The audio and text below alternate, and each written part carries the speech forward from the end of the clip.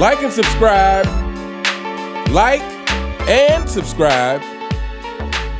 Like and subscribe on the way in the door, my people. I hope you all are having a truly fantastic day today on this Monday. And as always on Monday, I like to give thanks to the people who gave super thanks throughout the week last week. So without further ado, let's go ahead and get into this. We're going to try to keep this video short.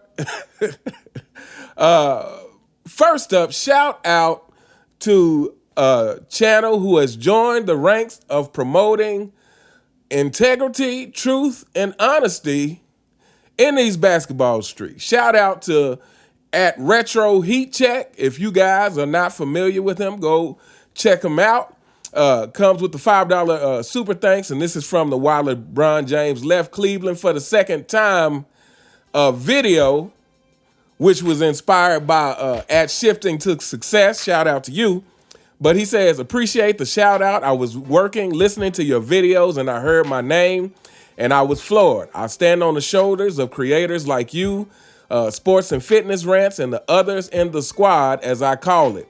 Thank you for the support and content. Keep killing these fanboys with the real. And you know we are going to do exactly that.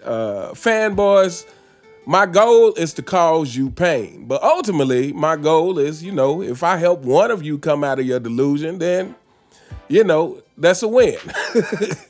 But for those who don't come out of the delusion, then my goal is to cause you as much pain and discomfort as possible. So, and obviously you like it because you show up every day. You not only show up in my LeBron videos, but you show up in my MJ videos. That's suspicious. It leads me to believe that you guys are literally, your whole mission in life is to defend the false king. But anyway, shout out to @Retro Heat Check. Like I said, if you're not familiar with him, please go check him out. Next up, shout out to @OneHawk with the $2 super thanks. And he just simply says, thanks. Thanks so much. I appreciate you supporting the channel. Cannot thank you enough. Next up, this comes from my Michael Jordan did not whine when he got pushed off by Reggie Miller in the playoffs. And shout out to @Adidas2019 with the $2 super thanks. And he just simply says, Cavs, Lakers, Trailblazers, Knicks, Pacers, Heat, and Suns were all better teams than the Bulls, but none of them could overcome MJ. And I don't necessarily disagree with that statement. Like I said, I'm not sure if I 100% agree with that statement, but I definitely believe it is an arguable fact that most of the teams Chicago played with were better teams, had more talent than the Chicago Bulls. But again, Michael Jordan is the X factor in that. Michael Jordan is why all you fanboys run around talking about Chicago was a super team. If LeBron James was that guy, he wouldn't have 6 finals losses, and we would be saying, oh, well, LeBron James is the X factor. But it seems like LeBron James is the X factor in losing. But shout out to @Adidas2019. Thank you so much for the $2 super thanks. And next up, this comes from my LeBron James says he hates playing the Warriors when he doesn't have enough help. Okay. Shout out to @706dog4 with the $2 super thanks. And he simply says, La Help got to be the only basketball player in history that went through 21 years of hardship. Bad coaches, no help, no bench. And to survive through it all, according to the Bronzexual. This is a box office movie in the making. That could not be more true. This is always my biggest thing to you fanboys. Hey, fanboys, I want to tell you something. I noticed this about you guys. Like, again, when you don't have anything to come back with, you simply just reply with the hater stuff. But I've asked you guys specifically about this. How is it that LeBron James, in 21 years, never has had the right help, coaches, etc., front office, whatever you want to name? Explain that to me. In 21 years.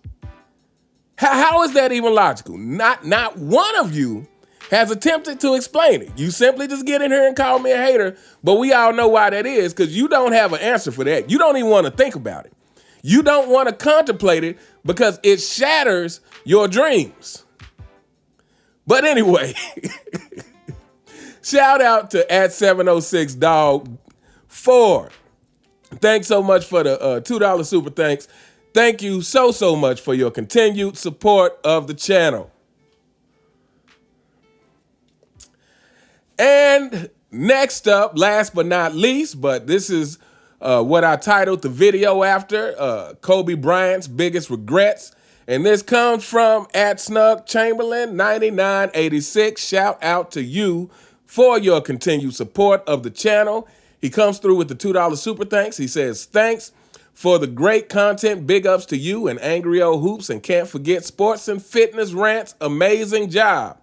I have the points or questions, if you will. I'd like your insight on. Without further ado, let's go. So he says, basketball regrets. Kobe was once asked what was his regret after playing 20 years, and he said not beating Detroit in 2004 and also losing to Boston in 2008, and I think that's pretty accurate. If you ask me, if he beat those two teams, this guy has 7 rings, and at that point, is more than MJ. So does that, or would that have made him better than MJ, and why do you think? Well, first of all, let me start off by saying this. I honestly believe that if Kobe wound up with 7 rings, I believe MJ himself would probably have deemed Kobe as better than him, because MJ was about winning. Now, whether MJ actually thought Kobe could beat him, that's a different story. But as far as who was the best in the NBA, in the game of basketball in the NBA, I honestly believe it's a good chance MJ probably would have gave it up to Kobe and said, hey, Kobe has 7 now. He has more than my 6. I got to give it up to him. But again, whether he believed in his heart that Kobe could beat him, I don't believe that. And so having said that, me personally, if Kobe wound up with 7 rings, then I think that's when you can kind of start nitpicking some of the other things in Kobe's career. Like if you want to bring up the fact that he played with Shaquille O'Neal, I think that's a valid point when comparing him to Michael Jordan, again, whose next best player has always been Scottie Pippen, who is not close to a Shaq, you know. And I think you can point to some of the other things, even though Kobe was young when it happened, but some of the meltdowns he's had. But I mean, even in, 2008, Kobe, the fact that Kobe has finals losses. So that would be something else that you can take into consideration. Now, if I'm being honest, if Kobe had 7 and MJ still had 6, would I consider Kobe the GOAT? Probably not, because like I said, to me, the eye test weighs heavily, and just watching these two play, to me, it is clear that MJ has the edge on Kobe. That's just my opinion. To me, it is a clear cut that MJ has the edge on Kobe. But again, to me, watching people's reaction to the both of them, if you watch some of these younger kids who have done MJ reactions and they've done Kobe reactions, again, there's no way Kobe cannot amaze you. They're always amazed with Kobe Bryant. But MJ, again, one of the things that constantly comes up is that MJ does not look like a human player like everybody else on the court. So on top of the skills, and on top of MJ having the athletic edge, I also think MJ had a higher basketball IQ. I think MJ was better at reading defenses and whatnot. I would have to say that MJ overall was probably more coachable than Kobe.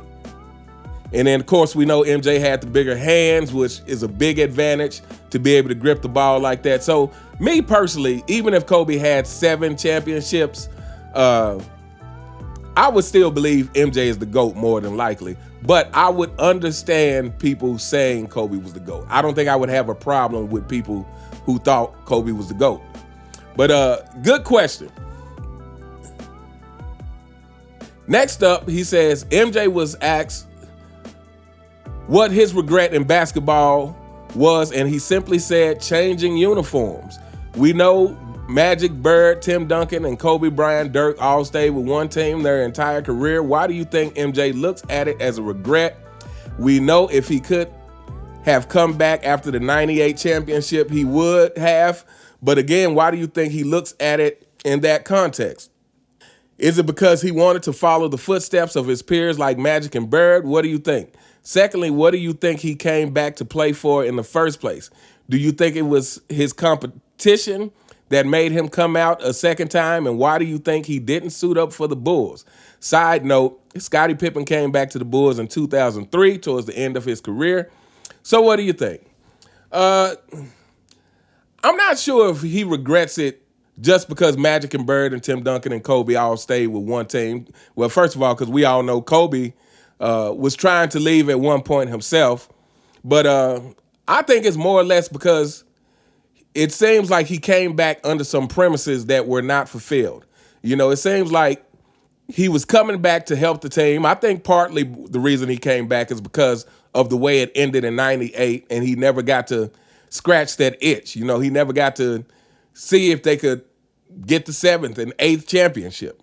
So I think part of it, he came back for that reason, just because that he felt like unfulfilled in that sense, or unsatisfied that he didn't even get to attempt to go for the 7th and 8th championship. So I think part of that was the reason. But I think the other part is, the agreement that he had with the owners or whatever, that he was going to come back, and when he left the Wizards, that he would return to the front office position. As we all know, that that didn't happen.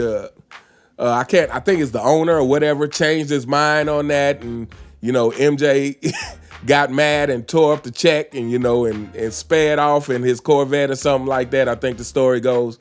So I think that's more the regret, is him saying that if he would have known that he wasn't going to be able to return to that front office job, then he never would have came back in the first place. And I think he didn't suit up for the Bulls because I think the only reason he actually wound up coming back, even though I think he had that itch to scratch, is simply, again, because he was in that position with the Wizards. And but had it not been for that, I don't think MJ would have ever came back at all. I think he would have just stayed retired. But again, I think it was because of that agreement that he would be able to return to that office job that he did it and felt like he could help the team out. And he was helping the team, despite the fanboy narratives. Again, if you just go look at the stats, on a month-to-month basis, MJ was getting better every month. Like I said, by the time he got injured as a Wizard, his numbers were very close to what he was averaging when he retired in 98. So he was helping the team get better. So I think his regret is that he wouldn't have come back if he would have known he wouldn't have been able to return to that front office job. That's my take on it. And last but not least, he says, I saw an article from Bleacher Report, and they stated LeBron James, the Deer, says he can play 1 or 2 more years, not counting the years we are already in and watching. And I started thinking, what the hell is this guy doing? I mean, really milking the game for all it's got. I mean, why? He's already 39. What more can we see, or why would we want to see a basketball player that's 41, 42, not playing defense and jacking up threes on the court? He's clearly stat padding, and he's not even trying to hide it. I think it's a disservice to the fans and everyone who values the game. I tell you what, I definitely and certainly don't want to see this guy for 2 more years, but he has to milk it to play with his son, who averages 4.1 points a game, who averages 4.1 points a game. Hey, what do you think, Uncommon Sense? I'm sure you can guess what I think about this. I mean, first of all, at this point, we really have to just go ahead and label LeBron James a liar and a manipulator. You made the comment saying that he's stat padding and not trying to hide it. Well, LeBron James is not necessarily trying to hide anything. LeBron James actually is doing things and then just straight up lying to our faces about it. I mean, this is what he's doing at this point. He thinks he is so much bigger than the game and the fans that he can literally do what he wants. Again, LeBron James has changed the game of the NBA from competition to manipulation. And he's simply, and fanboys, you guys are the ultimate victims. The ultimate victims. Like, again, I don't think he's trying to hide anything at this point. I don't think he's trying to hide the fact that he stat pass, that he flops. He simply does it and then gets on camera and says he doesn't do it. So, yeah, I mean, I think this guy has long outstayed his welcome, in my opinion. But I do believe that his whole thing is trying to hang on and play with Bronny James, again, to add to LeBron James.